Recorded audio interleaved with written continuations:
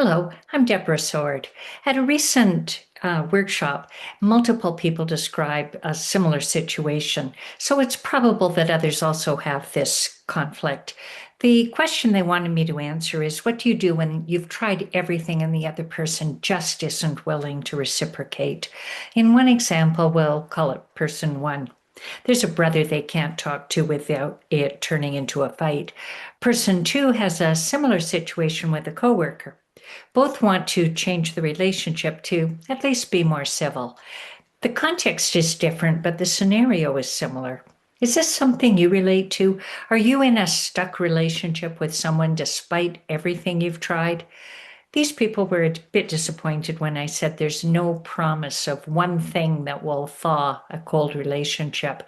No script to memorize, no conflict resolution model to learn. Not one right communication pattern, but there is a conflict competent way of thinking about yourself in the relationship to the other person. So turn the lens from the conflict and from the other person to yourself. There's a lot you can do. So I'll believe you when you say you've tried everything and the other person won't reciprocate. I agree, it's discouraging. And then I'll ask you two questions. First, which of your ideas or beliefs about conflict may be outdated? If you've tried everything you believe you can without results, do you repeat what hasn't yet been effective? Second, how will you level up your beliefs about how you manage conflict? So, in role playing games, as you know, you level up by gaining new abilities or skills or resources. Your beliefs about conflict might be what's holding you back. What you believe to be true governs your thoughts, actions, and then it becomes your truth that you defend. What if you level up your beliefs about conflict? Here's an example. Consider an ordinary conversation that goes well. If not your own, listen to one on TV or YouTube, at a theater or movie. Any short, friendly exchange that shows one person speaking authentically, listening with care, not interrupting, staying non-defensive, and responding with kindness. There are many examples in K-pop Demon Hunters if you're looking for examples.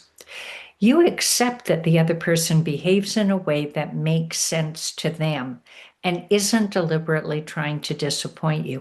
Now, granted, there are some people who will delight in disappointing you, but we're talking about your family member or a coworker who have a stake in getting along with you and just can't or won't. Now, think about the difference between what's familiar and what's new. So, for example, imagine you leave home on a sunny mid-morning to stroll to your local cafe. How's your mood?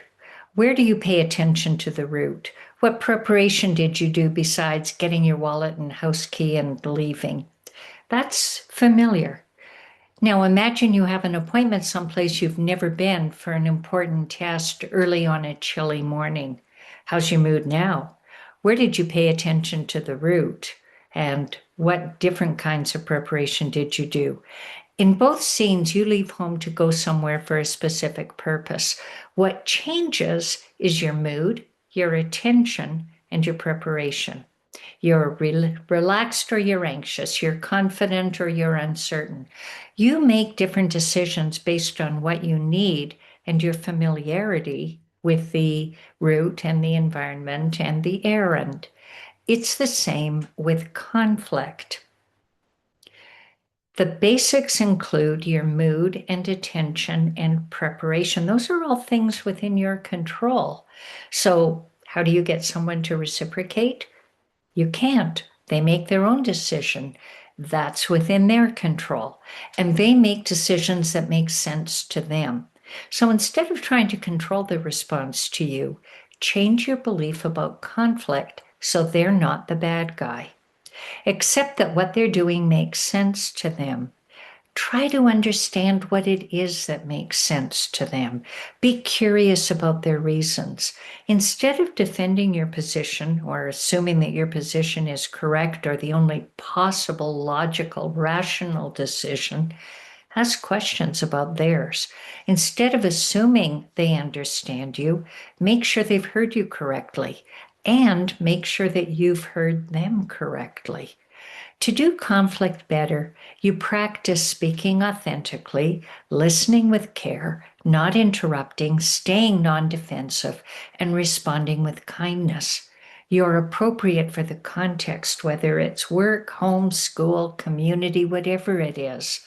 So you approach your family member or your coworker and you can feel that anxious body reaction, that sensation, the emotion, your protective thoughts.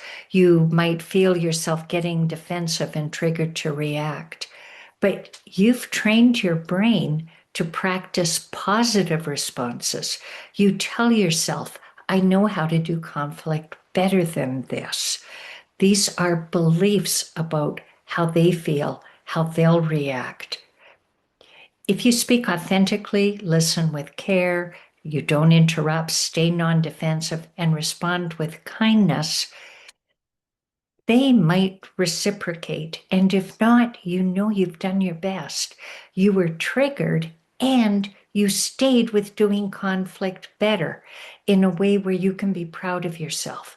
You aren't responsible for how the other person responds. They don't have to reciprocate. But you, using your conflict competence, respond to the humanity in the other person instead of treating them like an enemy or a problem to be solved. You do that consistently, and you stand a very good chance that they will notice the difference and reciprocate in a way that opens the relationship and begins the thaw. Try it. How can you're not in this to win, you're in this to thaw the relationship. So it's worth a try.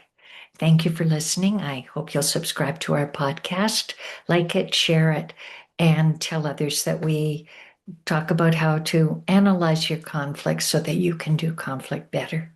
Thank you.